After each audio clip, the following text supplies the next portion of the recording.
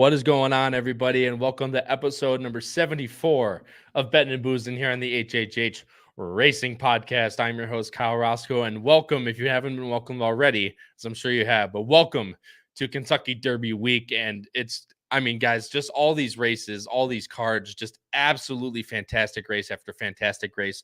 And we're going to come with you guys, if you can't tell by my background already and the title of the show, of course, Kentucky OAKS is coming your way here from myself and the rest of the Bettin N Boozin gang as we do a full preview for you guys, which involves covering every single horse, going through the field, having our co-hosts explain in general terms, what the horse has done in the past, what they're kind of thinking going forward. Maybe we haven't seen the best, maybe we have already seen the best of some horses, but plenty of analysis to go around here as we're going to cover the co-feature on the weekend, of course, being the 150th running of the Kentucky OAKS. Guys, welcome in. Thank you guys so much for joining the show. Greatly appreciate it. As you see below the video player, you can see bettinandboozin@gmail.com. Please email me with any questions, comments, or concerns that you might have. Also, please go down below the video player on YouTube, hit the like button, and please hit subscribe. It really helps us out, and it's the best way to support our channel. And it's also the easiest way. All it requires is one click. And not only will it get you coming back for everything left of Kentucky Derby Week, which I will bring up here in a second to show you how many different shows we have still coming up for you guys this week, but it will continue to push these videos out into the YouTube algorithm to bring like-minded people like yourself to the HHH Racing Podcast. And for that, guys, we, of course, thank you. Again, like I said, shows are coming all week long as I show the YouTube. You can find this again, youtube.com/HHH Racing Podcast. And I'm going to go full screen here. You can see tomorrow, episode 355 of Picks and Ponies covers the 2024 Kentucky OAKS, the OAKS Day Late Pick 5, all stakes, of course. Fantastic racing. That is tomorrow, as we're recording this on Monday, April 29th. That is tomorrow, April 30th at 7 p.m. Eastern. You can see my times in Central there, 6 p.m. Central, followed by us, the Bettin N Boozin guys, at 8 p.m. Central, 9 p.m. Eastern, going over what I think is actually a very good and interesting show, guys, because we talk about handicapping all the time. But tomorrow at 8 p.m. Central, 9 p.m. Eastern, we're going to talk about the different two-day wagers and the Derby Superfecta, but not only giving our analysis on how we would, play the sequences, we're going to give you guys tips on ticket construction and how to kind of build those tickets while still trying to maximize your profitability. Shout out Matt Miller for as he is obviously the king of all this stuff. Book coming soon. But we're going to go over all the great two-day wagers that they offer that you guys might not even know are existing this year. And like they have a 3-year-old pick 3 on Derby Day. They have the OAKS Derby Double, the OAKS Turf Derby pick 3. That's the OAKS, the Kentucky Derby, and the Turf Classic, the race before the Kentucky Derby. Fantastic pick 3 there. Just a lot of different ways you can play the Derby without playing it on the actual Derby itself. And again, like I said, ticket construction to follow. That is tomorrow, April 30th at 8 p.m. Central, 9 p.m. Eastern. And of course, Wednesday at 7 p.m. at 5 p.m. Central, 6 p.m. Eastern, we are going to cover the Kentucky Derby undercard stakes for you guys. And after that, at 7 p.m. Central, 8 p.m. Eastern, Howard, Pete, and Paul on episode 356 of Picks and Ponies on the HHH Racing Podcast. They will cover the 2024 150th running of the Kentucky Derby, the late pick 5 on Saturday. Again, just all stakes, just fantastic field after fantastic field. You are not going to want to miss these shows, as we are going to have this Kentucky Derby weekend covered like a glove for you guys. So please tune in to all those shows you see on the screen now. But guys, like I said, I'm not going to bore you too long. Like I said, you can find us on audio platforms, Apple Podcasts, Spotify, and Anchor. Every single episode is posted over there. Rate, review, and subscribe if you're more of an audio listener. The Power Picks, guys, please go subscribe. If you still have time, if you subscribe during the week, I believe it's before Wednesday. If you subscribe before Wednesday, you'll get the full Kentucky Derby package for $4, guys. $4 a weekend. That includes full picks for every single stakes race, pick 5 grid, spot plays, price plays, every single thing you need to be successful this Derby weekend. And it's only for $4. But you won't only get the Kentucky Derby package for that. You'll get a full month of the blog, It comes 2 tracks to you every single Saturday. Again, billed at $15.99 a month through Patreon, but comes out to only $4 a week, and you get that for the Derby. Patreon.com/HHH Racing Podcast for that. If you want to see previous editions of the Power Picks before you buy it, HHHRacingPodcast.com has you covered for that and more. But like I said, guys, I'm not going to bore you too much. I'm going to bring on the co-host right now. And then, like I said, we're going to go through the full field of 14 for the Kentucky Oaks, then get right into our picks and our deep dive into handicapping. Going to go about 30, 35, 40 minutes for you guys tonight. So a little bit of a shorter show, keep it compact and obviously very knowledgeable. Guys, let's bring on the co-host and then we'll go through the chat to look through them all. From the East Coast of New Jersey, Patrick Kunsel, the Ohio State University, now back home in Illinois, Charlie Freeman, and West Coast bias himself coming to you from the University of Kentucky, Noah Maher. Boys, Kentucky Derby weekend. How are we doing? It's a pink out. It is a pink out. You like that? It's got the pink band, pink background. It's the Kentucky Oaks, man. Come on. And you bet your sweet ass, anyone that sees me on Friday, I'm going to be wearing a pink shirt and a pink tie. You have to. I mean, it's for, we're doing it for the girls. I expect Noah and Charlie to be doing the same. Oh, that, as you can see by their attire. This is pink as we'll think about it. All right, whatever, guys. Let's go through the chat real quick, then we'll get right into the field. Katie, of course, is here. Thomas Minoz is here, says hello to Katie. Mark Bogas is here. Ways and Means time. A little bit of an early foreshadowing there for Mark Bogas. Mark, thanks so much for joining the show, man. Greatly appreciate it. Katie says, just FYI. We'll get to it, obviously, guys, in a second. Michael Austin is here, having trouble deciding what favorite to throw out here. Need to narrow it down. Absolutely. That's one thing that we'll talk about, especially tomorrow in the ticket construction video, where you have these many favorites. You got to decide who to put in. So, Mike, good foreshadowing there. Way to bring that up. Mike Saletta is here. Missed Harold, Pete, and Paul, but made it for the Boozin boys. Absolutely, Mike. Thanks so much, man, for joining the show. Steven Vanderbrook, very astute viewer. Smash that like button. Absolutely. Jim Pillards is here. And if I may, oh, yeah, absolutely. If I may, a personal shout out to my wife, Carolyn, as today is our wedding anniversary. 15 happy 35 all together. Happy anniversary to Jim and Carolyn, man. That's awesome. Congratulations. 35 years strong. Don't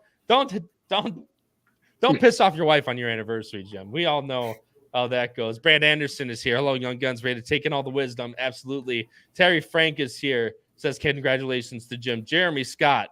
Trish Smith. Of course, the boss is here. And Vale Place. Be certain the shirt is white. Oh, we'll see about that. Vale Place, thanks so much. And Racing Downwind is, of course, here as well. Guys, let's go through it. Like I said, let's not bore everyone too much here with our early insight. Let's go into the field for the 150th running of the Kentucky Oaks. And there it is on your screen right there, guys. The morning line favorite is the number 8, Tarifa, 7-2 on the morning line. We'll get into what she is going to be at post time. I honestly think there's, like I said, there's 4 horses below 5-1. And I think that people, will think these odds will stay pretty close. I think Tarifa at 7-2. Leslie's Rose drew the outside hold, not the best post for her. Second choice on the morning line at 4-1. The number 13, the 2-year-old champ, just FYI, just inside to her, like I said, on the 13 at 9-2. Your third choice. And your fourth choice, co-fourth choice is the number 11, Ways and Means for Chad Brown, and the number 5, Torpedo Anna for Kenny McPeak. There's your field for the 150th running of the Kentucky Oaks. And guys, we talk about it all the time, who we compare fields and we compare them year to year. But above all else, guys, this is a fantastic betting race. And whoever you like, it's just going to be like the Derby, right? Except, this race, I'd argue, is even more wide open than the Derby is on paper, at least. Obviously, we all know shit can happen in the Derby, right? But this race is, you got to pick one of, as Michael Lawson alluded to, you got to pick one of these favorites. Obviously, horizontals, you can pick a little more, but you got to narrow it down here. And there's a lot of different ways that you can go. And like I said, we're going to go through the whole field for you guys, starting with number 1, Tappet Janelli draws the rail, 30-1 on the morning line, was out of the fantasy in the Honeybee, but looks to hopefully improve here and is going to definitely need it. Yeah, that fantasy, horse came running on late, but was never beating Torpedo Anna that day.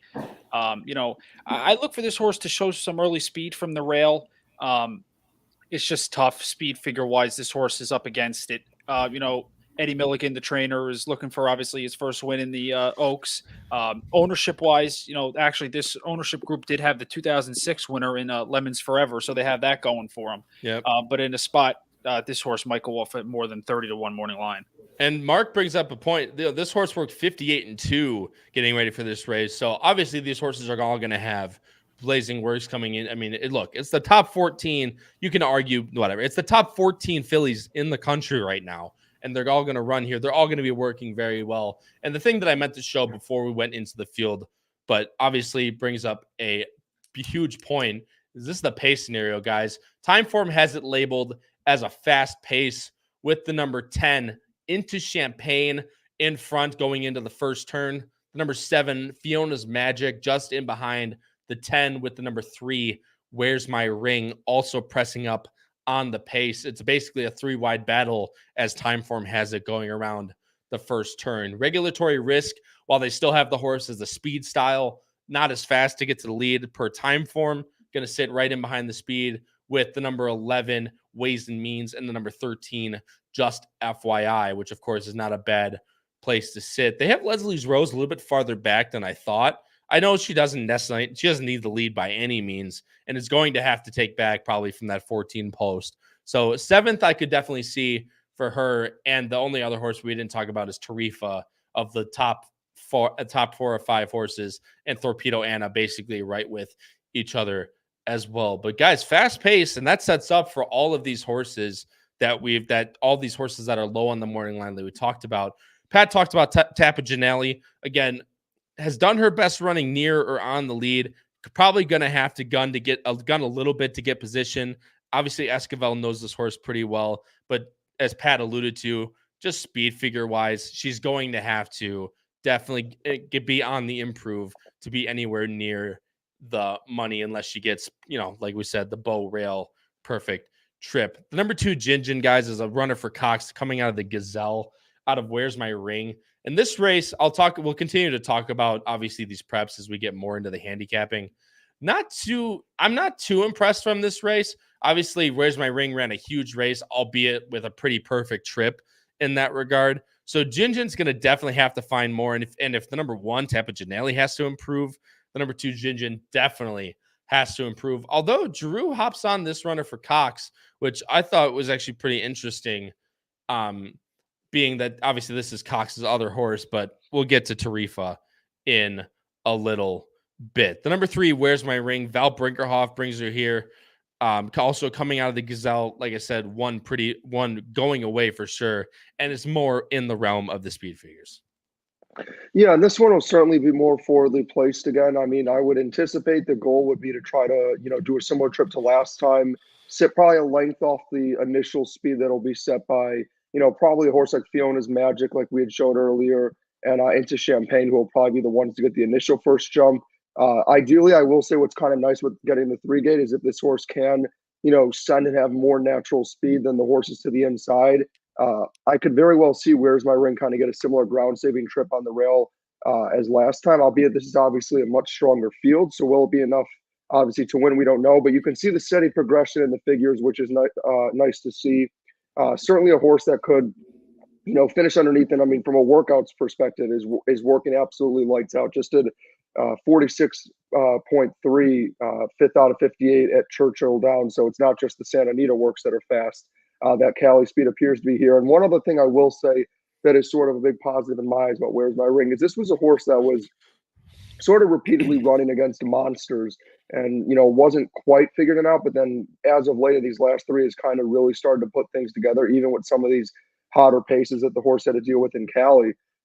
Last time out, got bet down pretty heavy to favoritism after being, I think, the 2nd or 3rd choice on the morning line, and ended up proving why that money rightfully was there. Because, we talked about this when we covered the Gazelle. It's not very often you see a horse at that low of a price taking that kind of money that was a maiden and 0 for 7 entering that race. But again, I think it more so speaks volumes about who Where's My Ring was running against than lack of ability in the horse. So obviously she's going to need a step forward to win this race. But again, with potential ground saving trip on the rail being faster than the 1 and 2 could still very well get a nice enough trip to finish somewhere in the money. Well, they bet her down to favoritism, of course, because Noah and I liked her that day. So, of course, they bet her to favoritism. That's how it goes. But, Charlie, I'll bring one thing to you here. One more thing, then we'll move on. Thomas Spinoza says, "Where's My Ring" is the play of the day for him on Friday. Trainer says horse is healthy and improved since blinkers. You can see, as you talked about it, this horse was a maiden up until this race at Santa Anita, then puts blinkers on this race in this maiden special weight.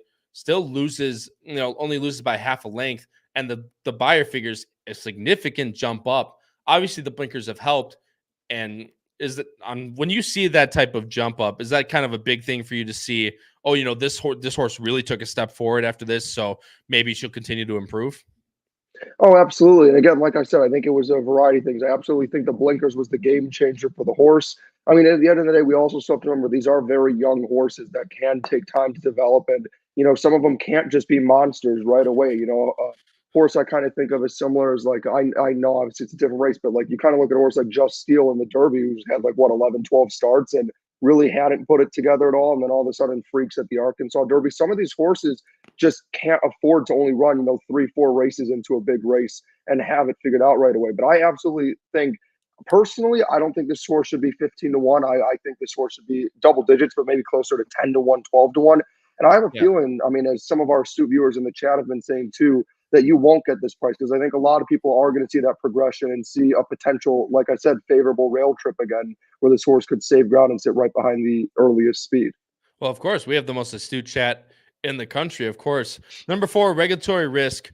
Klarovich, Chad Brown, Jose gets the mount after not riding her before. Second place in the Gazelle to Where's My Ring. Albeit she did run a very good race, but Chad's taking the blinkers off here.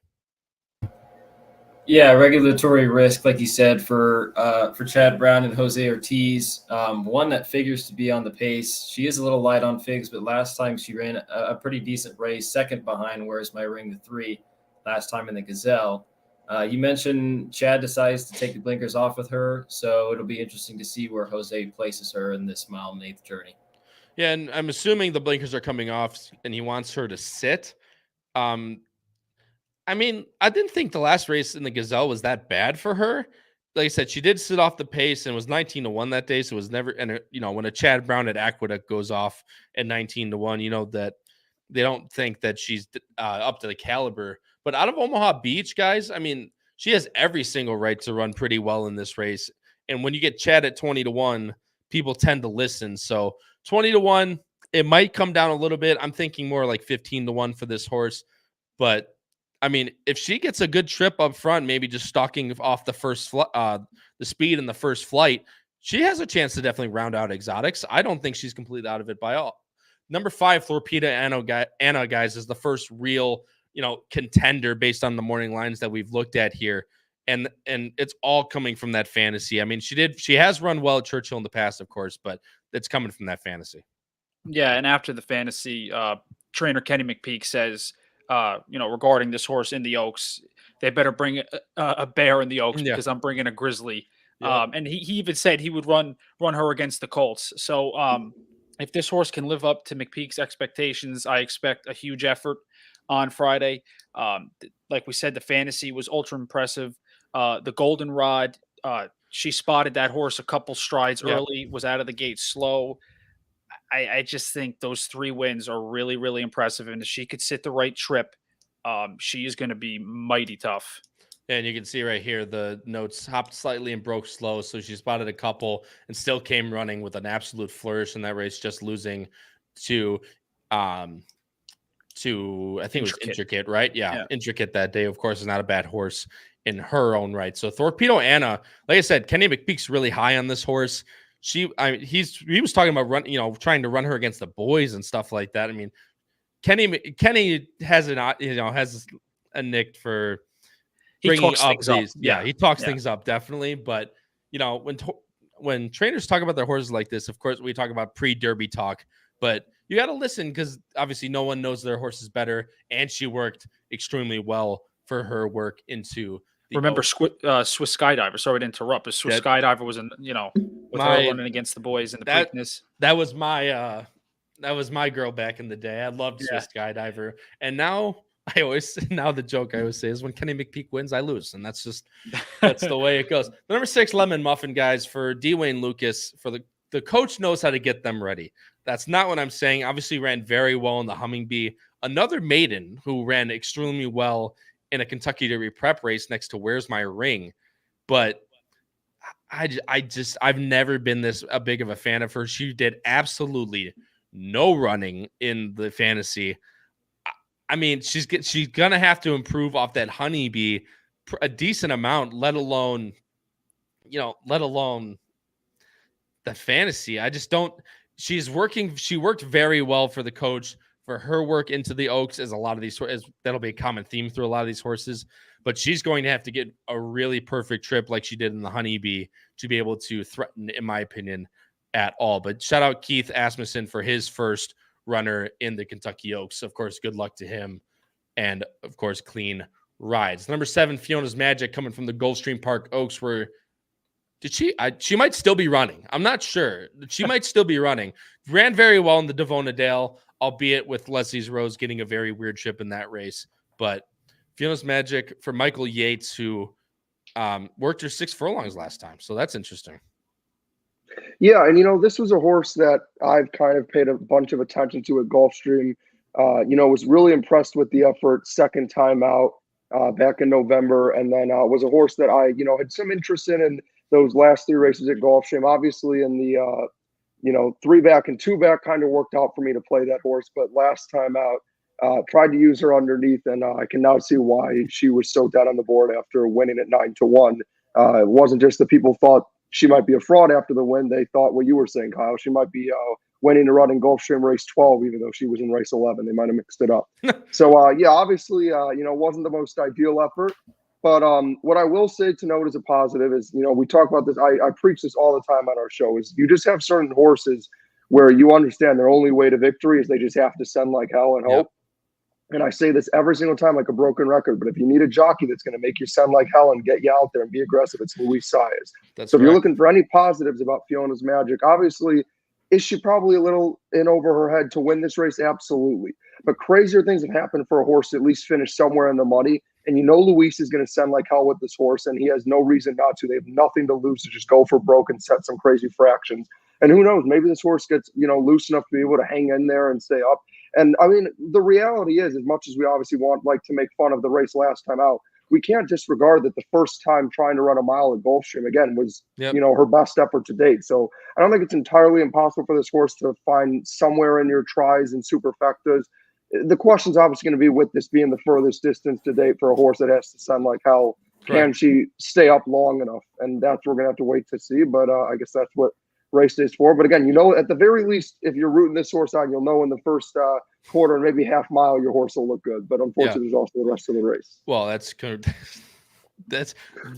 thrilling analysis. No, I'm just kidding. I'm fucking with you. Either way, the one trepidation that I have with horses like Fiona's Magic is, yes, she did win at a mile, but that you got to remember that's 1 turn mile at Gulfstream, guys, and this is a mile and an eighth going 2 turns at Churchill. It's a completely different beast. The only time she's gone 2 turns in her life was the Gulfstream Park Oaks, which, again, like I said, you can't base it off one race, but that definitely gives me a lot of trepidation going into with a horse like Fiona's Magic into the biggest race of her life, where I have so many question marks. Number 8 is your morning line favorite, Tarifa, guys. And spoiler alert, there's a few people in this stream that are very, very high on Tarifa, starting with the man that's been with her all along. Yeah, Tarifa, your 7-2 morning line favorite for the Kentucky Oaks. Bred by Godolphin, owned by Godolphin, trained by Brad Cox, ridden by Flavian Pratt. She's 4 for 5 in her career. She's won 3 in a row, her last 3 races. She's done it on a fast track. She's done it on a sloppy track, even though we don't like to talk about the weather around here. She seems to be the horse to beat in here. She's just really good. And personally, I think she's done a lot of good things and things that you don't see in a lot of 3-year-old fillies. Yeah. And it's just hard to see this race. It's hard to envision this race without her being a major player in this spot. I completely agree with you, and we'll get to the picks when we go through the whole thing. Also, Howard's putting polls in the chat, guys. They come up in the bottom right of the chat box on the right side of the screen. Please feel free to vote in those, because that'll obviously get us a little bit more engagement. But right now, the question is, in a horizontal bet, how many horses would you use from the Oaks? A single, 2 to 4 horses, or more than 4 horses? So please go vote in those polls in the chat. But guys, like I said, I've been with Noah. I've been very high on Tarifa this whole time. She draws a absolutely perfect post to sit just out, on the outside, just behind the first flight. Going to get first run on a lot of these horses that are going to have to take back from the outside. I just think everything's sitting on go for Tarifa in this race, and she has the best figures in the race.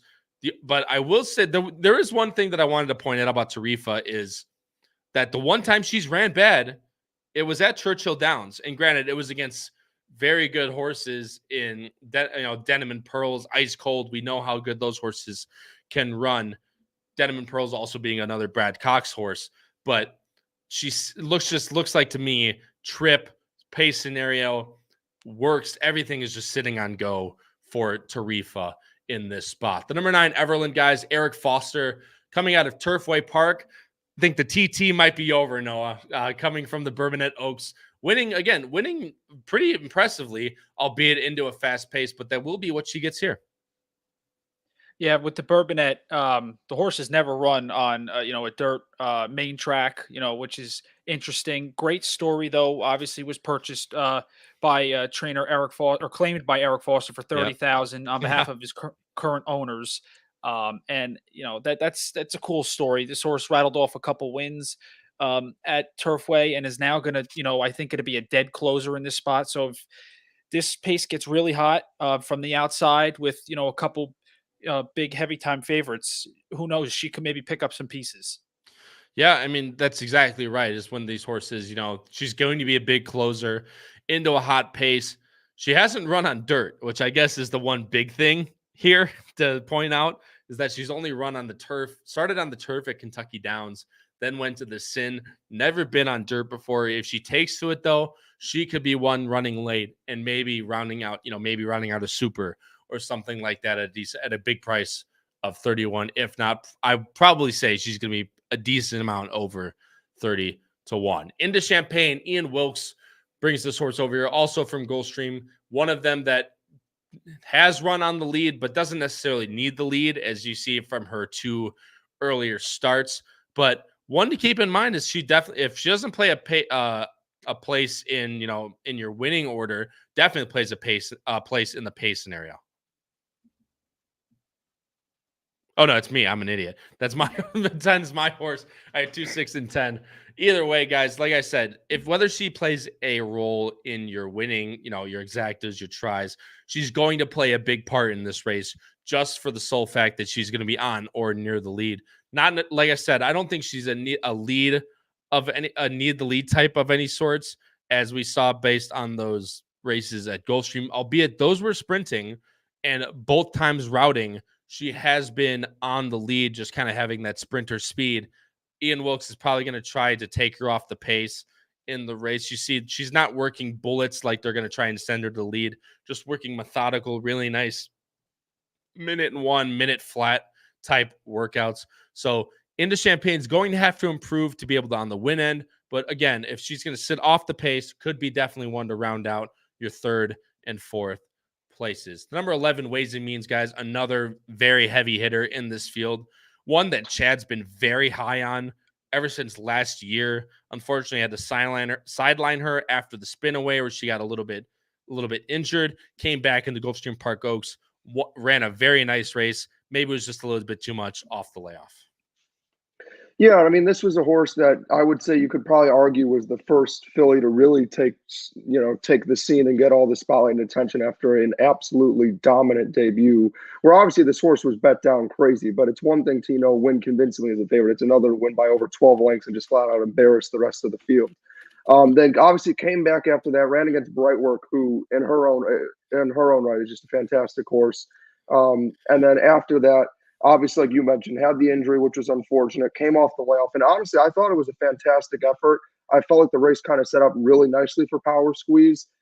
Shout out Howard, actually, who had that horse as a pick that he really liked, who just kind of set a perfect ground-saving trip and got the ideal pace set up to then close and go by.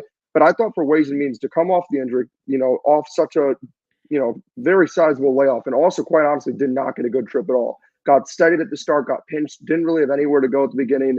So Irad did the only sensible thing he could do, which was to pull the horse back and then pull the horse very wide. Then she was kind of tugging a little bit and wanted to get on with it. And so then Irad had to make the horse, go 4 wide and go right to the lead. And then, stayed on the whole time and was a very clear second best. I mean, Ways and Means and Power Squeeze were the clear-cut top 2 in that day. And for me, I think for a horse that, just worked 46-1 is absolutely blazing fast workout. It worked 1 minute and 3 at Payson, which we know Payson, the works are usually a little bit slower. It's a little bit longer, but so that's also very impressive. This horse seems ramped up and ready to go. Chad Brown is not a guy who normally, overhypes up his horses. He's pretty, for a guy who does well as he is, he's pretty modest about his horses. So if he's going out to say stuff like that, I think he knows that he has a potential monster on his hands. And Tarifa should be the horse to beat, but I think you could argue Ways and Means is right up there. Yeah, and she's going to sit the trip, that Tarifa type trip I was talking about. You see in these previous running lines, she was 5th running at she ran a good race first time around 2 turns, and the Gulfstream Park Oaks ran a very nice race again, just losing to Power Squeeze. So we'll go right into here for Jorge Delgado. Back-to-back, 4 straight wins rattled off here, 3 straight stakes wins, 1 graded in, of course, the Gulfstream Park Oaks, which was the prep. Dylan Centeno picks up the mount here for Jorge Delgado, and again, another one that could sit a pretty nice trip. Yeah, Power Squeeze at 12-1 for some Florida-based connections, Centeno and Jorge Delgado, who's had a very good start to the year training-wise. Yep. Like you said, Kyle has rattled off 4 straight wins. Last time ran a really nice race at 11-1 in the Gulfstream Park Oaks. Ended up going by Ways and Means in the stretch. I think this Oaks field is much tougher than that Gulfstream Park Oaks. But it's definitely not impossible that she could, reel this field in at another price of double digits. Shout out to that poll that Howard put in the chat. Which horse will outrun their odds? I voted for Power Squeeze. I think she's got a really good opportunity. Just being with the trip that she has could definitely get in the money, in my opinion, and outrun a little bit of that 12-1 morning line odds. The 2-year-old champ is next, guys. Number 13, just FYI, 9-2 on the morning line. Bill Mott ran a good Ashland off of that layoff from the Breeders' Cup. Not good enough to beat Leslie's Rose that day. But again, you give her one. Now she's kind of probably coming fit for this one. Yeah, I think we could look as the Ashland as a stepping stone for just FYI. She was not fully cranked, as trainer Bill Mott said, 100% in her return. So, now you look in this spot, she took kickback in that race, had to pass horses, which if you look at her 2-year-old year, she really didn't do much of that. Now comes in here, has been working really well.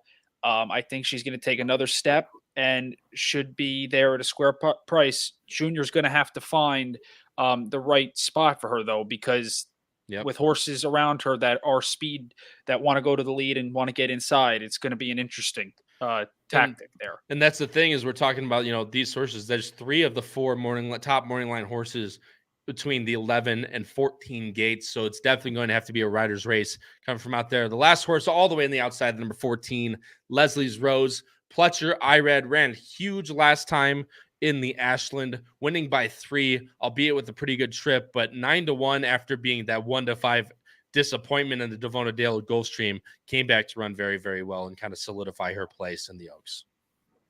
Yeah, the Devona Dale is really Leslie's Rose kind of only hiccup on her resume. You get Irad and Pletcher, who I believe ran 2nd in the Oaks last year with a horse that the name is going by me. I can't remember the name of the Gambling horse. Girl? Gambling Girl. And I remember she was pretty good odds too. You're not going to get those odds here, but you're definitely getting a better, much more talented horse, I think. Obviously, like you said, Kyle has to navigate from that 14 post, but if Irad's able to save ground, he's definitely going to be a threat here. Yeah, I completely agree with you. I'm very high on Leslie's Rose. I was a little disappointed from the post draw as usual, but I think she's tactical enough to where she can set a pretty nice spot, maybe in not first flight, maybe second flight, and still come running with a pretty full head of steam. That is your full field for the 150th Kentucky Oaks, guys. And I'm going to bring up our picks right now. And there's one man on this screen who is a lot different from the rest of us. And if you guys follow this race enough, he likes to do it all the time. It is the man to my right in the pink shirt. Pat is going with the number 5, Torpedo Anna, while the rest of us are all very high on Tarifa, all going with her on top, albeit with a lot of different combinations underneath. Although Noah, my friend, that top 3, you are very astute. Pat, I'm gonna let you go first. Again, we already talked about all these horses, so we don't have to go full deep dive on them. But the number 5, Torpedo Anna, a horse that I know the boss man is very high on. As he put it in the chat, he said, we'll talk about this race on our podcast tomorrow night, as we talked about at the top of the show. But I'm very high on Torpedo Anna in Ways and Means. He says Tarifa is very good, but has gotten dream trips in her last 2. But again, we talk about it all the time. Torpedo Anna, a very good race in the fantasy, as we touched on before.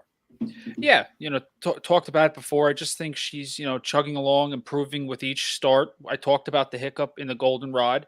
If she takes another step forward, she's going to be really tough. The distance is not going to be the problem. She's going to cherish that, and I think she's going to sit the perfect trip. And to be quite honest, I look at other horses competition-wise, the 8 Tarifa, I just think there's things that, yes, she's a deserving favorite, but there's things that she's done in her races that kind of scare me a little bit as the favorite. And I think, has her competition been the best? We can debate that. So I think this is going to be an awesome race. But if I could get 5-1 on Torpedo Anna, I'm going to cherish every moment of that one. Well, and that'll be a very good price on her. She's really the buzz horse. It's going to be a dogfight as to see who gets to that second, third, and fourth choice area. Yes. It'll be very interesting to see. I think Tarifa will end up being your favorite, going off somewhere in that 3-1, 7-2 range. I think 3-1 is probably very fair. And then, like I said, second, third, and fourth, and fifth, really, you're going to have a dogfight going all the way until they let these horses go from the gate. But Torpedo Anna is Pat's top pick. Noah, Charlie, you have the horse in third, but Tarifa's your top pick. We talked about her, how we're all high on her before. But again, anything more to add on what's been a very good resume for her so far in her 2 and 3-year-old campaigns? I mean, look, outside of obviously the second race out, who, maybe part of it just came down to having to make that adjustment, that initial change from going, less than a mile and more of a sprint, or in between a race to that sprint. But since then, hasn't taken a foot wrong, has done exactly what the horse is needed to, is continuously to take steps forward. Brad Cox absolutely has this horse working beautifully. I certainly think Pratt, in these last 2 races where he's gotten to take over for Tarifa, has done a tremendous job. I'm sure that's probably part of the reason why, he's staying on, is obviously Florent Giroux is normally Brad Cox's guy. Again, I love the steady improvement in efforts. And one thing I think is kind of a little underrated that I like is, we talked about this a lot with fierceness in the Kentucky Derby, is horses that can take on adversity. And one thing I like that I see a lot from Tarifa and her replays is there are these races sometimes where I think it honestly be disrespectful to just say grindy, because you've seen some of these replays and she's somewhat in hand at the very end as she crosses the wire. But you can kind of see that when it isn't, the easiest race for her, and she does kind of have to dig in to see if she has what it takes late in the stretch and down the tank, she's kind of shown time and time again to be able to fight through it and get the win. I guess the one knock you might have because of that is she hasn't had, some of these romping wins that maybe like Torpedo Anna's had, or Ways and Means had on debut. Although I guess Tarifa did have it on debut as well. But I just like that she was able to show she could face that adversity. And I think that could play a huge role here, where it is a super talented field.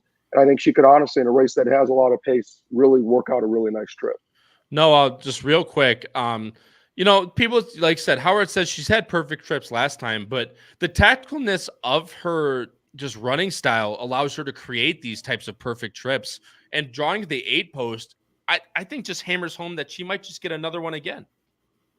Yeah, and I think you got to give a little credit to Flavien Prat, because he's positioned her very well, and I feel like he could do it again. I could make the argument that one of her more impressive races was a race 3 back at Fairgrounds, where she actually got passed and she showed a lot of perseverance, which is what I kind of pointed to, where you just don't really see that in these young horses. And the best analogy that I can think of is, someone that you want on your team and somebody that you don't want to play against. And it just seems like she's really gritty. And if another horse looks her in the eye, she's just going to kind of dust them. I mean, like I said, I know you've been the highest out of anyone on this horse. So Tarifa is definitely going to be a big play of the day for you and for a lot of us on Saturday. Guys, we'll go through, again, a few more horses, then we'll get into our, the ways to play, how you're going to play around in this field. Number 11, Ways and Means, guys. A lot of people are high on this horse. We'll go Ways and Means, and then we'll talk Just FYI and Leslie's Rose, and then we'll go into our stuff. But pretty quick, Pat, I'll go to you. Because do you have this horse? You have this horse in second, right? No. Ways and Means, no. I have that horse in fourth. Oh, fourth. Excuse me. No, it's the rest of us. Yeah, it's the rest of us. Everyone else has Ways and Means on top. So, Pat, I'm going to go to you and see. We talk about the good things. What don't you like about Ways and Means, and why do you see her kind of finishing to kind of round out a super rather than kind of, be in that exacta trifecta range? Yeah, it's really all about the price. I do think she's going to go off as the favorite just because she's going to be, kind of like talked about a lot, and they're going to give a lot of excuses for her. And listen, she's run monster races. The Gulfstream Park Oaks, you got to toss that up to, what it was. When Chad talked about that work last out on the 26th and how that was a bullet and he did not really want that, at first I was like, oh, he's saying that to kind of quiet the noise about Ways and Means. It kind of scares me now. I don't know what it is, the vibes about it. I just think she might be a little too worked up from that work. We'll see. I could be looking too much into it. I'm a big fan of hers. I hope she runs big, but I prefer others. Yeah, and like I said, and that's the ways. You have so many of these favorites. You're going to have to take stands against some and be with others. Ways and Means is Pat's kind of play against. And we'll go through. Just FYI is the next horse, guys. Charlie, I kind of throw this to you. And then Noah, I'll throw you Leslie's Rose. Charlie, you don't have this horse anywhere. And again, we talk about the good things all the time. What don't you like about Just FYI going forward, and why are you kind of throwing her out of that group of favorites? Yeah, I obviously understand the horse likely, needed a freshening up. And I know, Pete and Paul have talked about how much they like Just FYI, and some people in the chat have as well. And I do respect and understand the angle that we've talked about plenty of times where, after running in the Breeders' Cup weekend, horses tend to, do need that, freshening up race before going into whatever their next race is after that. So by no means do I think it was a bad effort. That race just entirely for me, when I personally watched the replays, didn't really do it for me. And obviously you can see from a figure perspective, that was kind of my other concern. Is I feel like because of the success at Breeders' Cup, I think Just FYI will take good money. But, if you do look, 70, 75, 79, I kind of feel like those buyers that aren't that strong, at least for me personally, when I've watched the replays, kind of are accurate. We talk about sometimes how the buyers are a little disrespectful or maybe too respectful, kind of either way to kind of hype up or underwhelm a horse maybe. But I feel like Just FYI's figures are kind of accurate. And to be honest, the Ashland, for me personally, I wasn't entirely sold. I thought a lot of that field didn't run that well. Obviously, Leslie's Rose had a huge bounce back, but that's another horse you can see isn't in my top four that I haven't really been sold on. Just FYI just doesn't do it for me. I think this is a horse that is going to take a lot of money. And like you talked about, there's 5 horses here that are really going to take money. For me personally, I think you can't use more than 3 of them. I know I saw a few people in our chat say the same thing. And for me, it's going to be Tarifa, Torpedo Anna, and Ways and Means is the 3 of the 5 that I choose. And I think for everybody, as you were saying about the strategy angle, I think that is the angle you really have to take. You got to pick 3 of these 5 favorites or less and your tickets, because otherwise at that point, you're not even really setting yourself up to bring in any value. Correct. And like I said, tune in tomorrow for our show on Ticket Construction to hear what we think about that. Pat, do you want to say something real quick? Or Yeah, I was just going to say, I could smell a side bet coming with Charlie. Yeah, there we go, boys. That's what I'm talking about. That I'm guessing it's what, 13 versus 11? That'd be my guess. Ways and Means versus Just FYI. Nice. We like that. All right, Noah, last horse we're going to talk about here, then we'll get into how we're going to play this race. Again, we could talk about Oaks Derby double, even though we're going to talk about tomorrow, so maybe not too much into it. But number 14, Leslie's Rose. Again, we talked about it. Ashland was very good. Devona Dale was lackluster. Maybe she's just turning a corner. The one thing I did want to touch on real quick, sorry, my brain's going everywhere, with Just FYI is that was very good progression from 2 to 3. Running that 89 off that layoff could definitely take another step forward into that, but I just will want to say that layoff was off, from her 2 to 3 year old year where horses really tend to improve. Leslie's Rose, Noah, you have the last saying before we go into our kind of best bets, quote unquote, for this race. It's funny because Charlie and I are kind of doing different math, but getting the same answer. Charlie's not a huge fan of the Ashland. I think the Ashland was frankly the best Oaks prep of the year. Yeah. And I thought the run that Leslie's Rose gave was, excellent. Going back to the Devona Dale, that was probably the worst ride Irad gave all summer down at Gulfstream. And the fact that she went off at 9-1 in the Ashland was a little bit outrageous.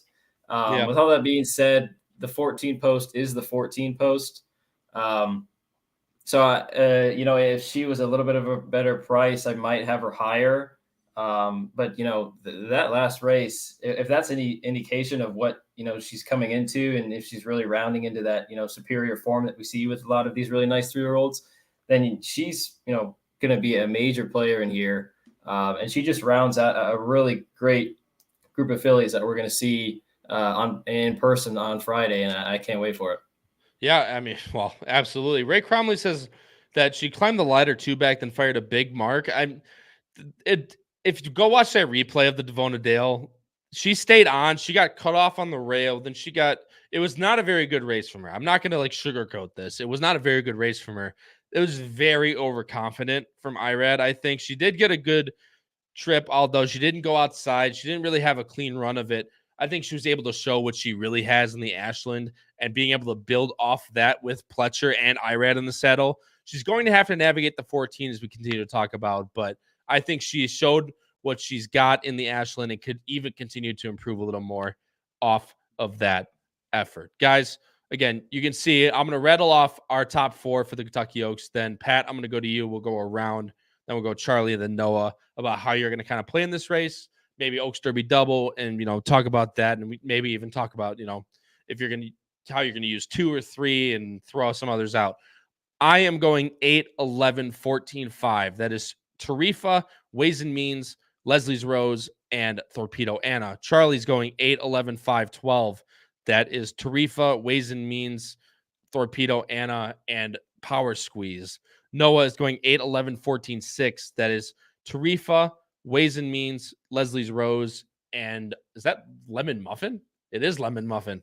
Interesting. Yep. I didn't even notice that. All right. And then Pat is going 5, 13, 3, 11. That is Torpedo Anna.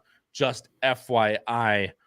Then he has Where's My Ring in there in 3rd, and then Ways and Means in 4th. Guys, before we wrap up the show, this will be the last thing. Just a quick whip around how you're thinking of approaching this race, from a vertical standpoint. I think horizontal standpoint, we're going to really talk tomorrow. Patrick, if you're going to play this race from a vertical standpoint, where would you kind of lean to? As we see these with these horses and how close their morning lens are, you're going to get value no matter which way you look. Yeah, so I'm going to try and play some exactas around my top 3. Torpedo Anna, just FYI, and Where's My Ring. I might do the good old reverse tri-key with Where's My Ring, try and get that horse in the money. Yep. And then little fun bet, obviously the Oaks Derby double. I'm going to take my top 3 choices in the Oaks, who I just rattled off, and then I'll take Sierra Leone and Just a Touch in the Derby. And like I said, I love it. We'll talk about that. Obviously, a lot more in depth with ticket construction tomorrow on our show at 9 p.m. Eastern. Charlie, how are you going to play the Oaks? Yeah, I feel like it's a tough race to try to place a win bet on. I'm guessing Pat kind of felt the same way in that, because there are 4 or 5 horses that are considered like the main favorites. If you don't really have one in particular where you're like, I'm all over this one specific horse, it's hard. But I agree with what he's saying. I think I would probably take the angle of playing some exactas and tries, probably put my top 3 in 1st and 2nd, all of them, and try to find some horses in 3rd. A horse we didn't really get to talk about outside the preview, but the chat I saw liked Power Squeeze is a horse I will absolutely be finding ways to put in my tries. I think we showed the time form pace earlier. It was a hot pace. I think it'll be a hot pace again. I think the extra distance is a benefit for Power Squeeze. She galloped out well after the race and showed plenty of interest. It wasn't like, she just barely got by Ways and Means. Not that Ways and Means got blown by, but it kind of did look like she just rolled on by. Yeah. So I absolutely think she could get up in the money. And I like Patsing, I will say, even though we've disagreed on a lot of things, I absolutely agree that Where's My Ring is another horse I will be definitely trying to get it mixed in somewhere underneath for a price. In terms of a double, I would probably lean towards going with my top three of Torpedo Anna, Tarifa, and Ways and Means into Sierra Leone, Catching Freedom, and Just a Touch. I love it. Noah. So if I get 3-1 on Tarifa, I will make an unhealthy win wager. And then I'll probably key Tarifa and Exactas with Ways and Means and Leslie's Rose. Torpedo Anna won't beat half the field. Lemon Muffin is a horse I'm interested in just because there's a lot of speed on paper. And she might be slow, but I've seen crazier things happen. And something that I would definitely be interested in is playing a double into Tarifa, starting with the Edgewood, which is race 10. It's a really nice turf race, mile on the 16th. You got some major players, Buku, Hard to Justify is coming back off the Breeders' Cup, and a lot of really nice young turf horses. So that's probably a bet I'd be very interested in. And guys, I love it. We're even diving deep into other races right now that I didn't even ask these guys to do yet. So it's absolutely fantastic. Guys, I'll tell you what. If Ways and Mean, Charlie, I completely understand what you're saying. There's two logics to it, right? Where you have these races where there's 5 different horses basically within 2 points of each other. So that's a little bit scary for some people to say, well, I don't know who to place a win bet on. For me, I see it in the complete opposite. I see it that if there's 5 horses within 2 points of each other, that creates a lot of value no matter which way you go for your win bet. And if Ways and Means goes off his favorite, Noah, I might be with you on that win bet. Again, I've been high on Tarifa. I think she's just going to tactically sit a perfect trip. Again, just too wide from, could be too wide from the outside and gets first run on horses like Torpedo Anna. I just think if she's good enough and as good as I think she is, she makes a whole lot of sense in here. And especially if she's going to go off at like 4-1 with Ways and Means as the favorite. That's the way I'm viewing it, is just, again, value. It's what drives this game that we play in the pari-mutuel wagering game. And from a win bet standpoint, I think you're going to get value no matter which way you look. Exactas, there's a lot of different ways you can go. And tries, you guys know, are not my specialty. Exactas, I would love to play like Tarifa and Ways and Means over horses closing from the back like Torpedo Anna, Power Squeeze, and probably one speed horse in there, whether that be horses like Where's My Ring or someone like that to add in if the pace doesn't get as hot as we think. But I think mid-pack wins it here, guys. In the 150th running of the Kentucky Oaks, 3 of us are going with Tarifa. One of us, the guy to my right, is going with the number 5, Torpedo Anna, to win the 150th running of the Kentucky Oaks. And if Tarifa does win, that will mark only the 4th time that owners have gone back-to-back in the Kentucky Oaks with Godolphin, of course. For my co-hosts, Patrick Kunsel, Charlie Freeman, and Noah Maher, this has been episode number 74 of Bettin N Boozin here on the HHH Racing Podcast, covering the 150th running of the Kentucky Oaks. However you guys play it, crush those bets, win those photos, and stay safe, everyone. We'll see you in the next one. Have a good night.